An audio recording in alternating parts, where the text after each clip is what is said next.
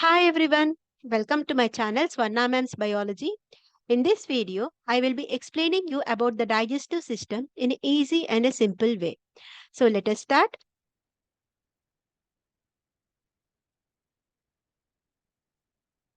So, coming to the digestive system, the main objectives which I will be covering in this video are about the human digestive system, digestion of food, control and coordination of digestion. So before going into the main topic, we human beings will be taking different kinds of food materials depending upon our taste. So, all the food materials which we will be taking may not be healthy. So, those food materials which are very much essential for maintaining our health, we call them as nutrients.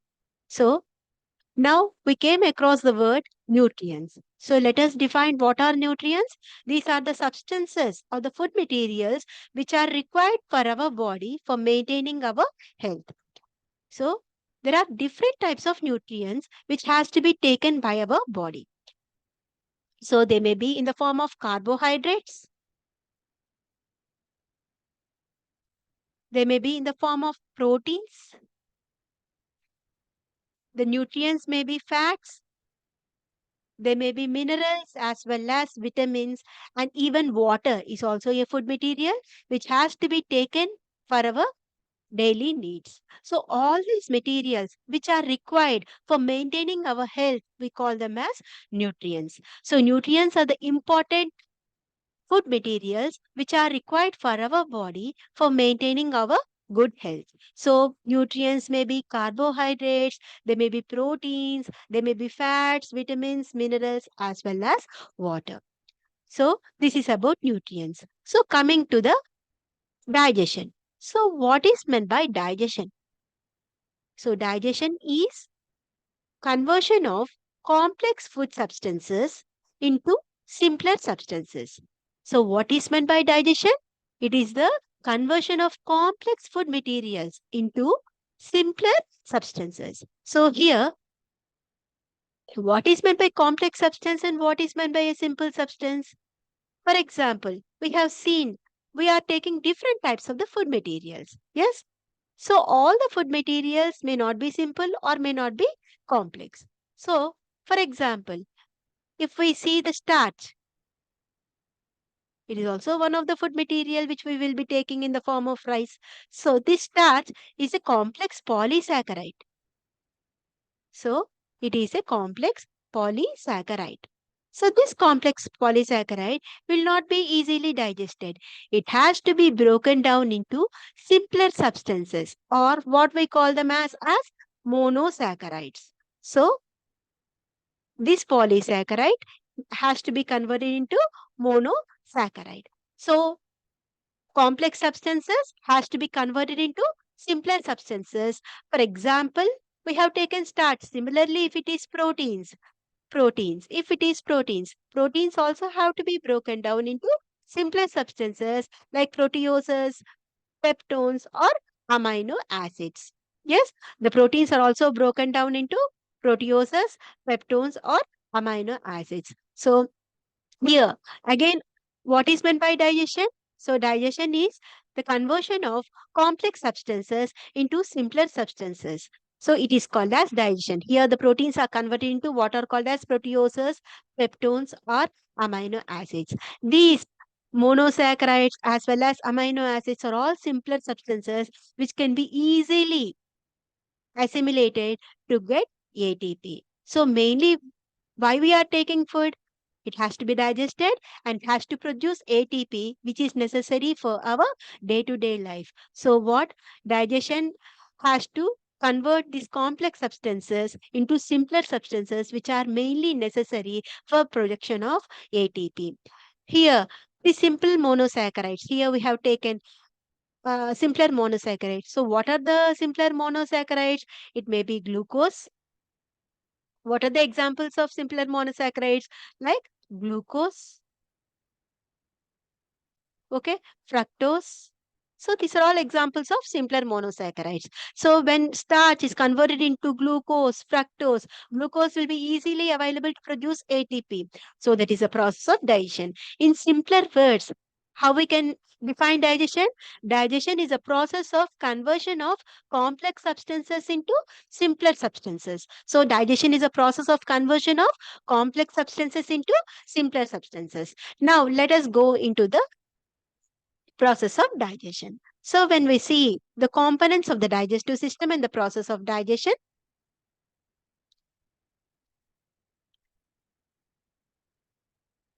we will be going into the digestive system now. So when we see the digestive system, i- human digestive system mainly consists of two parts, that is alimentary canal as well as digestive glands. So human digestive system consists of alimentary canal as well as digestive glands. So when we see the alimentary canal is a long tube which will be running from mouth and ends in anus. And when we see the digestive glands, there are three types of the digestive glands. They are liver, pancreas, and salivary glands. So in the human digestive system, we will be studying about the alimentary canal as well as digestive glands. So now we will start with alimentary canal. So alimentary canal, if we see, alimentary canal starts from mouth. So if we see the mouth is a small opening which opens into the cavity which is called as buccal cavity. When we see the mouth, so mouth is an opening which opens into the cavity which we call it as buccal cavity. So this buccal cavity consists of teeth as well as tongue. So when we see the buccal cavity, we can see teeth as well as tongue. Now we will be studying about the components which are present in the buccal cavity. So the first one what we have to study is about the teeth. So now coming to the teeth, in humans, there are three types of dentition. What are they? They are thecodont, diphyodont, and heterodont. So human dentition consists of three types. So what are they? They are thecodont, diphyodont, and heterodont. So let us discuss each one. So what is meant by thecodont? When the teeth are embedded in the sockets, when the teeth are embedded in the sockets of the jaw. So when the teeth are embedded in the sockets, we call it as thecodont. When the teeth are embedded in the sockets of the jaw, we call it as thecodont. And diphyodont means in our lifetime, two times the teeth will be coming. If we see, we will be having the milk teeth up to 5 to 6 years. Later, this milk teeth will be replaced by what are called as permanent teeth. Okay. So when we see in our lifetime, that is life cycle of man, two times the teeth will be coming. So we call it as diphyodont. There are some animals like fishes, etc., where the condition is polyphyodont, where so many times the teeth will be replaced. But in the case of man, it is diphyodont dentition is seen. So coming to the heterodont. What is meant by heterodont? Different types of teeth are present. So here in the case of man, it is incisors, canine, premolars and molars. There are four types of the teeth are present. So that condition we are calling it as heterodont. Whereas in case of animals like fishes, acrodont dentition is seen where, okay, and even homodont dentition is seen. Acrodont dentition means all the teeth are in the form of canines, and homodont dentition means all the teeth are same. Means there are no four different types of the teeth. When all the teeth, the dentition is same, then we call it as homodont dentition.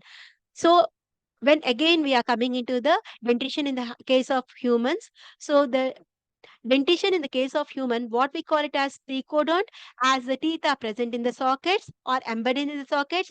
Diphyodont dentition, in our lifetime, two times the teeth will be coming.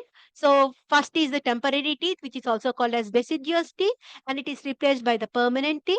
And homodont dentition, where heterodont dentition, where four types of the teeth are present. What are they? They are incisors, canines, premolars, and molars. So the dentition in the case of man is thecodont, diphyodont, and heterodont dentition. And when we see, go into the how many types of the teeth are present. So we will be giving that with a formula which is called as dental formula. So when we see the dental formula, what is meant by dental formula?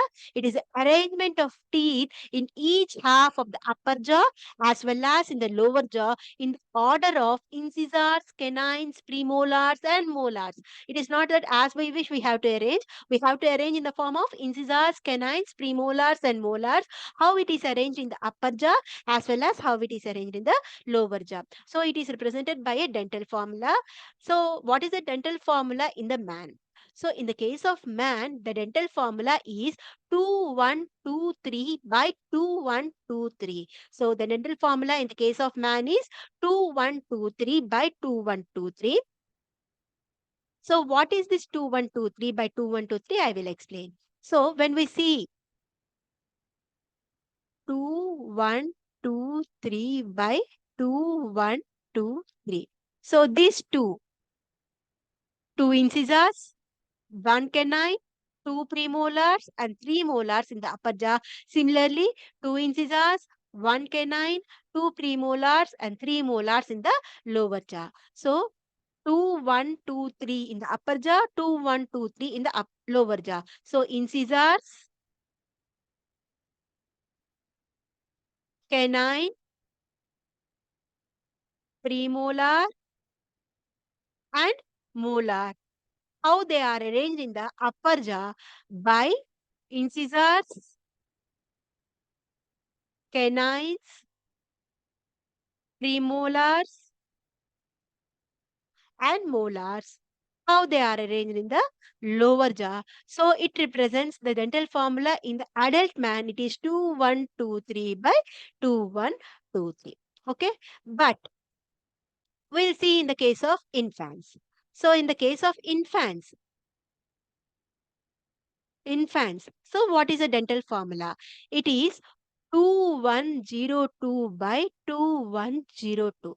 So, two incisors are present, one canine is present, there are no premolars, and one molar is less in the case of infants. In the case of infants, there are no premolars as well as molars. One molar is less. So, in the case of infants, the dental formula is 2102 by 2102. Whereas in the case of adult man, it is 2123 by 2123. Both these are very, very important. The dental formula in the case of adult human as well as the dental formula in infants. In the case of adult man, it is 2123 by 2123. Whereas in the case of infants, it is 2102 by 2102. So what teeth are absent in the case of infants?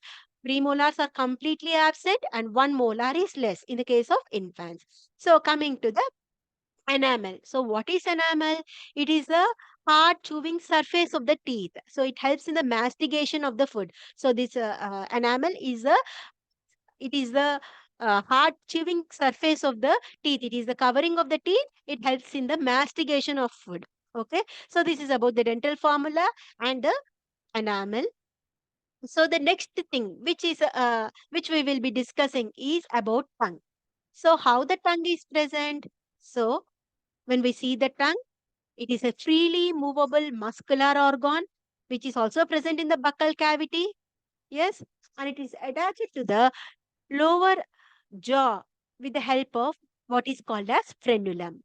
And the tongue contains three types of the papillae. Now we will be discussing what are the different types of the papillae also. So the tongue is freely movable muscular organ which is attached to the skin of the lower jaw with the help of what is called as frenulum. So when we see the papillae present in the tongue, there are so when we see the digestive system, it contains pharynx, then esophagus, then stomach, and esophagus is opening into the stomach with the help of a sphincter which is called as gastroesophageal sphincter. Okay, so this gastroesophageal sphincter is present in between esophagus and the stomach, which prevents the backflow of the food. So now coming to the another thing which is called as peristalsis. So what is meant by peristalsis? Let us define. So it is the rhythmic contraction and the relaxation of the muscles which pushes the food downwards. Means when we take the food, it has to be pushed downwards. So how it will be pushed? With the help of the rhythmic contraction and the relaxation of the muscles, which we call it as peristalsis. So the peristalsis is rhythmic contraction and the relaxation of the muscles which is pushing the food downwards. Okay, so now coming into the stomach. When we see the stomach is a J-shaped bag-like structure and it is muscular and it is located in the abdomen and contains four chambers. So what are the four chambers which are present? That is cardiac chamber, fundic chamber, body and the pyloric chamber. So mainly we will be saying three chambers are present. That is cardiac chamber, fundic chamber and the pyloric chamber. And the pyloric chamber will be opening into the small intestine. So with the help of the sphincter which is called as pyloric sphincter. So now coming into the small intestine. So when we see the small intestine, there are three parts in the small intestine. They are duodenum, jejunum and ileum. So when we see the duodenum here, where is the duodenum present? So this part which is attached to the stomach and opening this small J-shaped part, we call it as duodenum. Then the entire thing we call it as ileum. And sorry, this part is duodenum. And now this is jejunum. And this part is ileum. And ileum opens into the large intestine. So this is about the small intestine. Now coming into the next part, that is large intestine.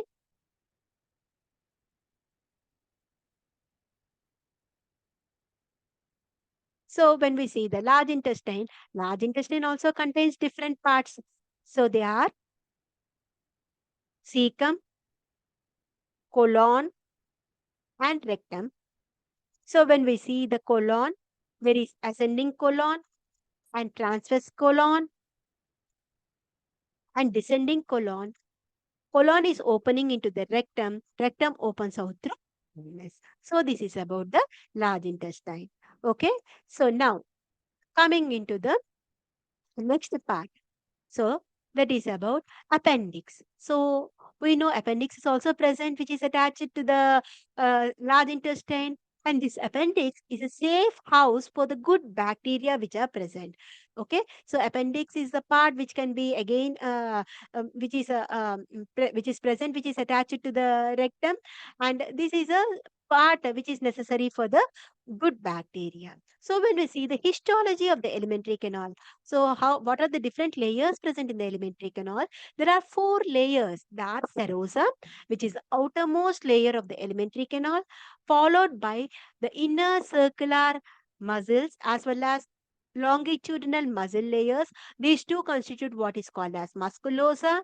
Then coming to the next part, that is submucosa, and the last part is called as mucosa. So when we see the histology of the alimentary canal, there are four parts, four layers of the alimentary canal. There is serosa, musculosa, submucosa and the mucosa. So the mucosa is the lining of the lumen of the alimentary canal. So when we see the mucosa, there are folds which are present inside the mucosa. We will be naming with different names. So in the case of stomach, those irregular folds we call them as rugae, whereas in the case of small intestine, these folds are present, we call them as villi. So now we will define what are villi. Okay, so the villi are irregular folds or finger-like structures which are present in the wall of the small intestine, which is necessary for increasing the surface area of the absorption of food. So it is present in the large intestine and they are supplied with a network of blood capillaries. They are supplied by a network of blood capillaries and there is a large lymph vessel, we call it as lacteal. See, these irregular folds, in the case of stomach, we call them as rugae, whereas in the case of small intestine, We are calling them as villi. So how we can define villi? These are the finger-like structures which are increasing the surface area of absorption of food, and it is applied with a network of blood capillaries which are called as and there is a large lymph vessel which is called as lacteal. So villi are the finger-like structures which are present in the wall or mucosal lining of the small intestine, which increases the surface area of the food. Whereas rugae are present in the stomach, villi are present in the intestine. And cells of the villi also contains microvilli which have a brush-like appearance, brush border-like appearance. So coming to the mucosal epithelium, means why we are studying about mucosal epithelium means these are the cells which are responsible for production of some enzymes which are necessary for starting of the digestion. So first, this mucosal epithelium contains what are called as cells which are goblet cells, and these goblet cells secretes what is called as mucus. Okay, goblet cells are present in the mucosal epithelium which secrete what is called as mucus, and this mucus does three functions. First function is it forms the glands in the stomach which are called as gastric glands, and it helps in lubrication for the passage of the food, as well as it helps even in the formation of that is intestinal glands which are called as crypts of Lieberkühn. Means this goblet cells secrete mucus which is necessary for formation of gastric glands which produces gastric juices, as well as intestinal glands which produces intestinal juices, and even mucus help in lubrication, means for the passage of the food, otherwise the food will be stuck. Okay, so now this is about mucus. So up to now we have discussed some of the important points. So let us take a small concept test. Okay, so just I am giving the answer also before only. Yes, which type of the teeth are present in the human? So what is the condition in the case of human? It is, answer is also there. Yes, tecodont as well as heterodont. Tecodont, again I am repeating here. Let us discuss again what is tecodont and what is heterodont, so that it will be a kind of revision. So thecodont dentition, what is meant by thecodont dentition? When the teeth are embedded in the sockets of the jaw, when the teeth are embedded in the sockets, we call the condition as thecodont, and it is diphyodont. What is the condition of diphyodont? When two times in our lifetime the teeth are coming, we call that condition as diphyodont. And there is also heterodont dentition is present. Heterodont dentition means four types of the teeth are present. So when four types of the teeth that is incisors, canines, premolars and molars, that condition we call it as heterodont. So the correct answer is it is heterodont dentition as well as diphyodont dentition. Okay. So coming to the digestive glands. So when we see the digestive glands, there are three types of the digestive glands which are present. There are salivary glands, liver, as well as pancreas. So now we will be going deep inside each gland. Now first going into the salivary glands. When we see the salivary glands, there are three types of the salivary glands again. There are parotid glands, submaxillary and submandibular glands, as well as sublingual glands. So now we will see where these glands are located and what are the functions of these glands. So when we see the salivary glands, we know that salivary glands are mainly necessary for production of saliva. Saliva contains the enzyme which is called as salivary amylase. Okay, so saliva contains mainly what is called as salivary amylase, which first mixes the food. When the food is taken inside the mouth, first the food is mixing with salivary amylase, and later it is converted into what is called as maltose. This maltose is a disaccharide, and it will be passing further downwards through the esophagus, then stomach, then intestine, etc. Later it will be converted into glucose. But first in the buccal cavity, when the food is taken in, it will be mixed with the salivary amylase, and this amylase is enzyme which digests starch. Okay, so in our buccal cavity there are no other substances which are digested or starting of the digestion is taking place. Only starch is digested. That is also not completely digested. The starting of the digestion is taking place in the buccal cavity. That also, the starch substances are acted upon by the salivary amylases, and this amylase is converting that starch into what is called as maltose. Later, this maltose is converted into glucose, that in the stomach, then small intestine. Okay, so first in the buccal cavity, salivary glands are producing saliva, and this saliva contains what is called as salivary amylase, which digests the starch into maltose. Okay. So first digestion or first starting of the digestion is taking place in the buccal cavity itself, where which substance is digested? Starch. That is also not complete digestion. Just starch is acted upon by the salivary amylase, and it is converted into maltose. Maltose is not the complete product of digestion of starch. It is a disaccharide. It has to be still converted into monosaccharide. So that part will be completed in the stomach and the small intestine. So first, when we are again discussing, saliva contains salivary amylase, where the starch is converted into maltose. Okay. So now coming to the salivary glands. If we see the salivary glands, there are three types of the salivary glands present here. Okay. So what are they? There are parotid glands, submandibular and submaxillar glands, as well as sublingual glands. So where this parotid gland is present? Near the cheeks. Okay, parotid glands are present near the cheeks, and submandibular and submaxillary gland are present near the mandibles and maxillae, and sublingual gland is present under the tongue. Okay, so this is about the different glands which are present. So here what we have discussed, starch is the substance which is digested in the buccal cavity. That is also not complete digestion. Starch is acted upon by the salivary amylase and is converted into maltose. Okay. So here the process of digestion is starting in the buccal cavity itself. Okay. So now coming to a small concept test. Okay. So sublingual glands, where they are located? Are they located under the teeth or below the tongue, under the membrane of the tongue or cheek?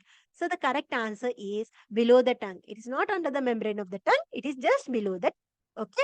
So sublingual glands are located below the tongue. So now coming to the next digestive gland, that is liver.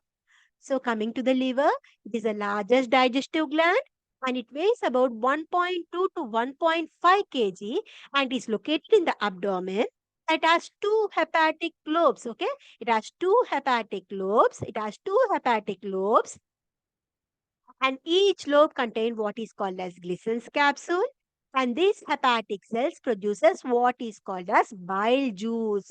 Okay, the liver secretes bile juice, and this bile juice is stored in the gallbladder. So bile juice is secreted by the liver, and it is stored in the gallbladder. So liver is the largest digestive gland, and the main point is it secretes the bile juice, and this bile juice is stored in the gallbladder. Okay.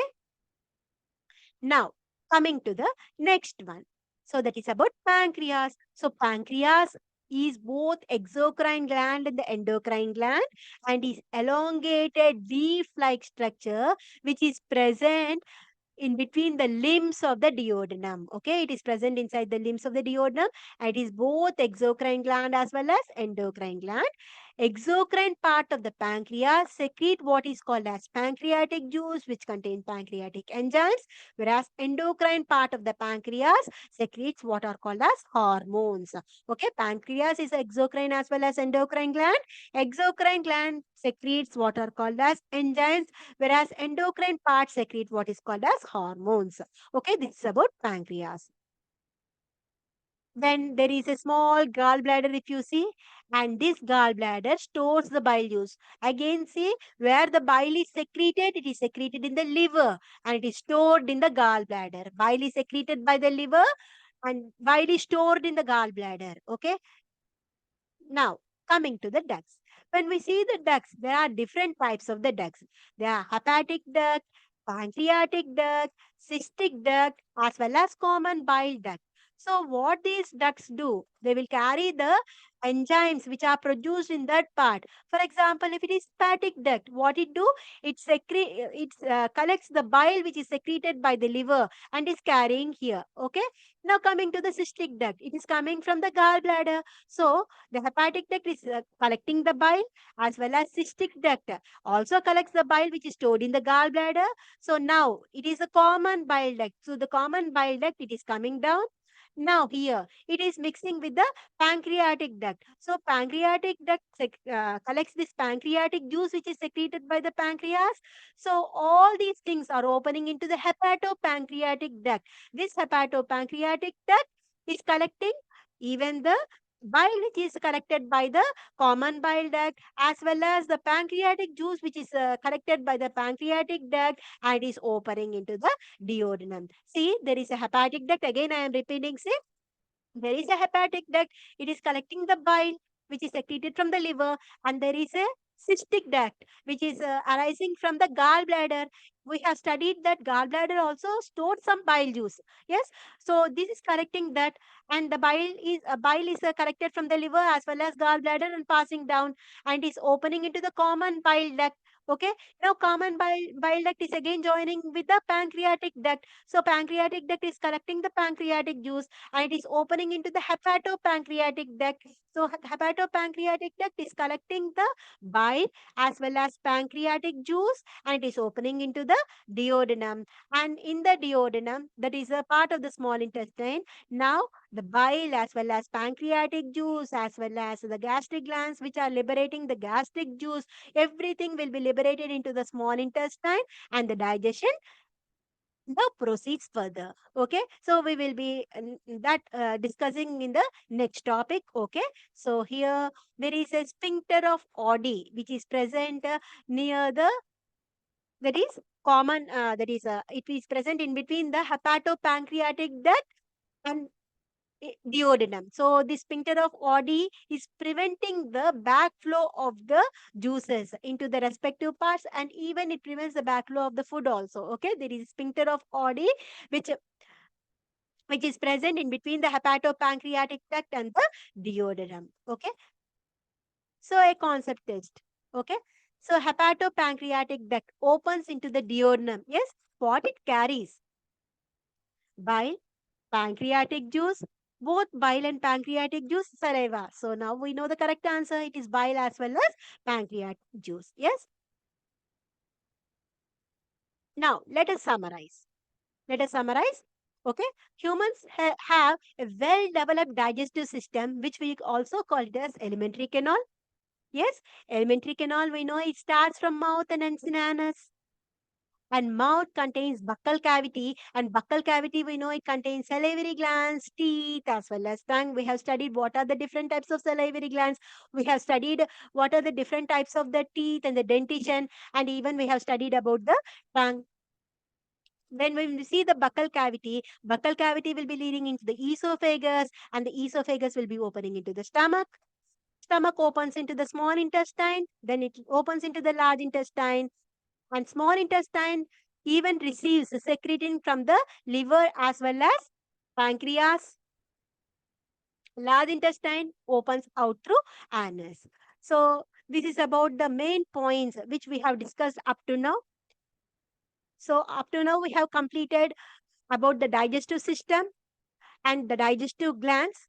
So in the next video, I will be coming before you discussing about the process of digestion, that is enzymes and the reactions which are involved in the process of digestion. So hope you have understood this topic. So if you have understood, please like, share and subscribe my channel.